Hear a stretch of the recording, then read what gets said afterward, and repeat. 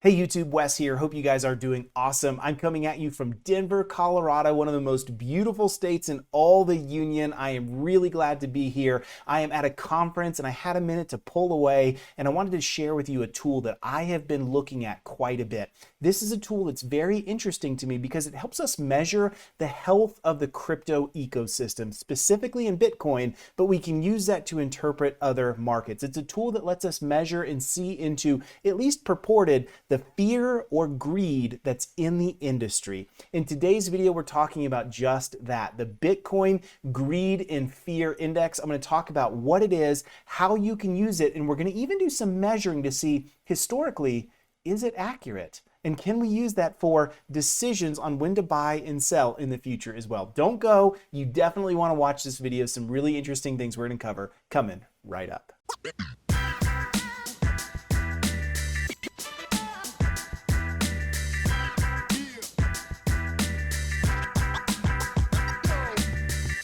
Hey friends, thank you so much for joining. Wes Spencer here. I am so glad you stopped by to watch this awesome video on the Bitcoin Greed and Fear Index. It's going to be a lot of fun. I promise you're going to learn some things. And it's your first time here, welcome. Thank you for joining us. There is no moon pumping on this channel, no price speculation, none of that stuff. The truth is no YouTuber knows what they're talking about when it comes to that stuff. And if you listen to YouTubers like me, you're going to go broke. Always do your own research. And hey, if you are new here, definitely hit subscribe, hit like, goes a long way for this channel as we continue to grow content just for you. And you should also know, by the way, we've got memberships now. A membership is a great way for you to connect with me in a deeper way. You don't have to do it, but I would love to see you there. If that is the right fit for you, it would mean a ton for me to see you there as well. All right, so as we jump into today's content, I want to kind of expose and talk about what the heck this Greed and Fear Index is. And I also want to answer the question, is it accurate? Like, is it a good time to buy when greed is high, or is it a good time to sell when greed is high? And also, does it even track with like the price history? Like if we can overlay what's been happening in the crypto world with the Bitcoin Greed and Fear Index, are there key takeaways that can give us insights into maybe when the market is overinflated, maybe when it's ready to tumble back down? We're going to answer that today. We're going to see some really cool stuff. So the first thing I'm going to do is let's just jump in and take a peek at the Greed and Fear Index itself so you can kind of see what it's all about. So here it is right here. This is the website. I will put a link in the description down below so it's easy for you to get to, along with everything else that you need to know for this video and just all things on my channel as well.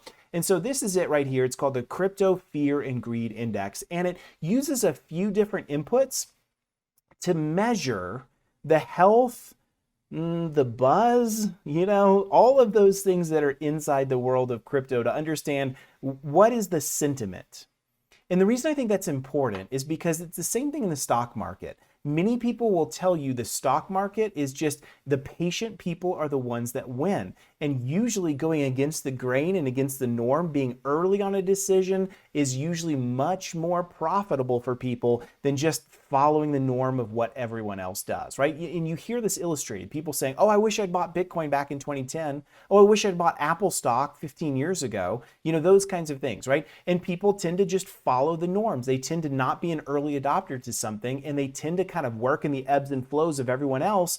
And you see this play out. People tend to buy. I know so many people that have bought into crypto when they've been at all-time highs, and then they get frustrated because then it goes way back down, and they're buying at the top of a greed cycle. They're buying at the top of a circle where it's gone about as high as it's going to go for that run, and if you buy then, you're going to be in trouble. At least we think that that's the case. So let's take a peek at this and let's see if that's the case at all. So first of all, you can see this right here. Today's current level is neutral. It's measured at 48, which is kind of a way of saying the sentiment is not really super negative and not really super strong. And that's interesting because if you take a look at the historical values, the next pillbox you see here is you can see the past couple days it's been neutral, but look at this. Last week and last month especially had been times of fear. If we just pause and think, well, what do we know about June? June wasn't a great month for crypto. I'll show that to you in just a minute. We know that it's not been a great month for crypto. So it at least tracks and measures to say, yeah, the past few weeks have not been good, and it measures that it's not been good, but it doesn't take a rocket scientist to do that. So the real question is Does the fear and greed index measure something negative or positive before or after crypto makes a big monumental change? And we'll answer that again in just a little bit. The next update's coming out really soon at the time of this video, a little over 2.5 hours. But let's do this. What I want to do is I want to take a look at this over time. And so right now it's showing us over a 7-day, and that's just not enough. Let's go ahead and do a 3-month view and get, there you go, get an understanding of what this whole thing is tracked. And so at first glance, when you look at this, you probably are seeing what I'm seeing. It's almost like this seems to follow Bitcoin price, right? We know in May it was really high, but also in mid-May is when the market completely dropped. It was so oversaturated and over-leveraged at 60,000 that it fell apart. And so first glance just says, well, it seems like all they're doing here is they're just taking the price and they're tracking it to a sentiment out of 0 to 100. That's what it looks like. But it's not quite true. As we jump into it today, you're going to see how it kind of just follows just right before, and there's some really interesting takeaways in all of that. The other thing that you may want to know is how in the world is all of this measured? Like, how do they build the algorithm, and is there any truth, any accuracy to it at all? And so they describe all of this, and a couple of things they say is, notice right here, they say extreme fear is a sign that investors are too worried, and that might be a good buying opportunity.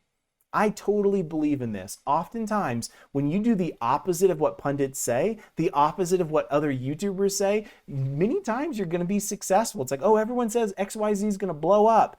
That's a good opportunity to say, well, I'm going to do the exact opposite, right? I'm going to buck the trend. And that's what they're showing here. If there's a time of extreme fear, it may mean the markets come down as low as possible, and it may be a good time to buy.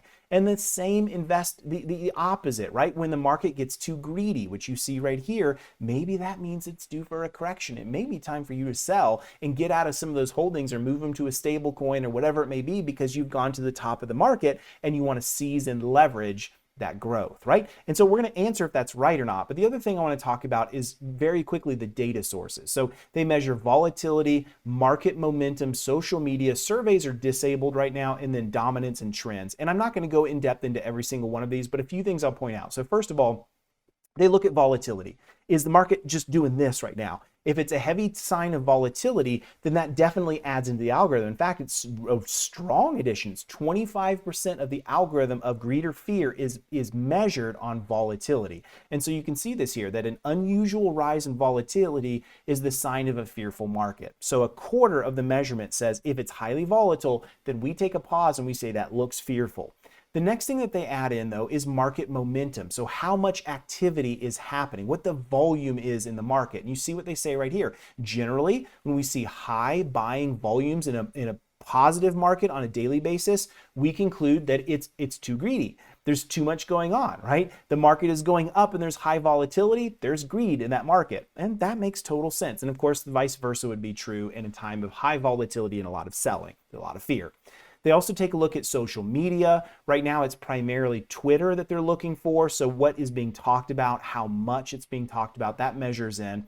And then a couple other things. Dominance is a really interesting one. So dominance, they're looking at, is Bitcoin the predominant crypto? And if it is the predominant crypto, the reason for that is a lot of people say, you know, hey, we've got volatility in the market. We're afraid of the altcoin space. We're going to move all of our holdings into Bitcoin during that time of fear. Or the opposite of, you know, we're getting kind of greedy. There's some really interesting cryptos that are out there. I'm going to start jumping into some of those. You want an example of that?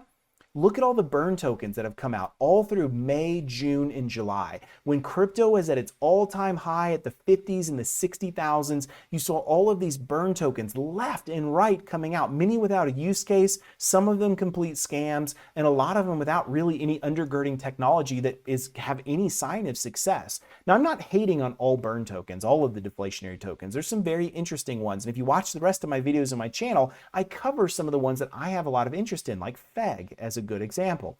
But the measure of dominance is really just this idea of looking at what I just said. If there's a heavy dominance of Bitcoin, then that typically means there's a lot of fear in the market and vice versa. So I think that's kind of interesting. And then same thing with trends. You also see they're just pulling back trends from Google Trends to get an idea of what's going on in the market around, and you can see more about that. And they don't publish everything that they're looking at. It's not just a Google Trend search for like Bitcoin only. There's much more to it than that. But there you have it. That is the entire greed and fear index. So here's what we want to do. we're going to go back up here and we're looking at the 3-month view. And I think this is a good view for us to look at. In fact, let's just do a 1-year view because this is going to, yeah, that's probably a much better look. So we can see where crypto has really gone from high confidence up here in the 80s, all the way dropping down to the 40s, coming back up in high confidence, and then back down to fear, back up a little. You can see how all this has happened. And so here's what we want to do. I'm going to pick just a couple of these. And we're going to use this to say, does this match? Was the market high when greed was high? And how quickly did it fall down to fear when the market fell down? Let's go track some of these. So let's just do a couple here. We're going to take a look at this one. So here on September 2nd, crypto had a lot of greed in the index. It was way up at 83, which means it's a very greedy time. And then notice that it had a huge drop just one day afterward on September 4th. So let's go take a look at what happened in the September 2nd, 3rd, 4th of 2020 and see if there's any correlators that we can learn from. So we're going to go over to CoinMarketCap. And we have right here Bitcoin tracking at a full year. So we can go back and we can take a look at this. I want to make sure, there we go.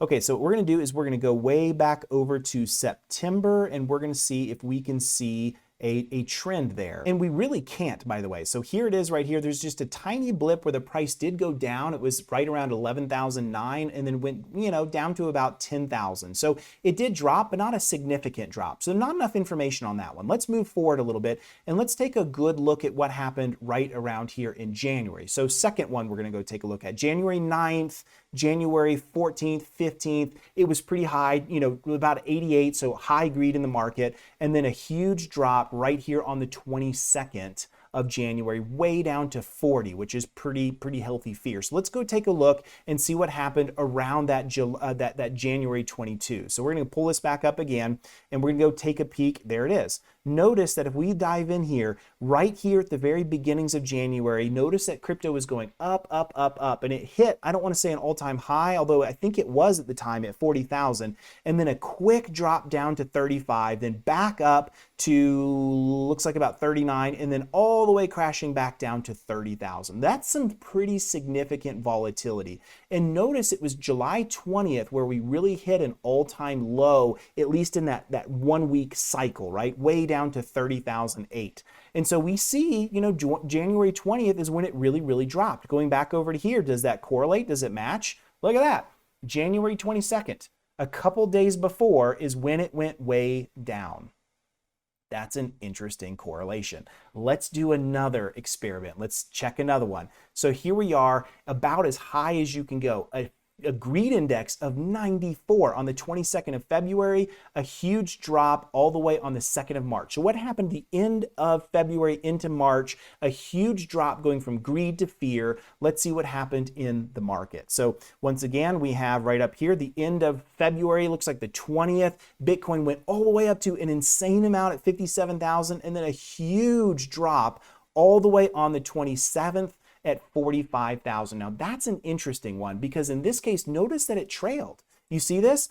The market was doing really well all the way up until January or February 20th. And if you take a look over here at February 20th, somewhere right around here, you see it really high. So there was no predictor for the greed and fear index other than to say that it was saying this is a greedy market, guys. This is about as greedy as you can get. And then notice before this goes to fear, before that happens, take a look. Bitcoin falls apart. It goes way down at that period of time. So we can actually definitively answer, yeah, it looks like in times of a lot of greed, that's a time to say the market might really be ready to go back down. I want to track that one more time. Remember when we really struggled? So Bitcoin was right here at about 57,000 right here in early May, and it really crashed down. So let's take a peek at that. We see right here, May 7th, it's pretty high. In fact, let's just kind of zoom in right here so we can get a better look. So yeah, it looks like, into April, all the way into May 8th is really May 9th is like the last couple days where crypto is at really high volumes. So, and then of course it begins to fall down that second week of May. So let's go take a peek and let's see what happened here. So here we are in May. There we are, May 10th. And there you go. You see the same thing, right? So on the 10th of May, trading at 72 and then wham, dropped down really quickly into the fear right around the May 15th the May 12th. So May 12 through 15, it dropped. Well, what do we see here around May 12? If we take a look, that is when it had already begun to crash. And then the fear seizes in and it continues to drop. So what do we see on all this as a correlation? Let me tell you what I see out of this. I think the greed and fear index is a very good measurement of what's currently happening in the market. It typically is just a day or two lagging from what's about to happen. In other words, when you see the market, especially on this index, say this is a time of pretty significant fear, that is chances are a good time to buy. Now it could be, here's the deal, it could be a long time of fear. It could be months worth.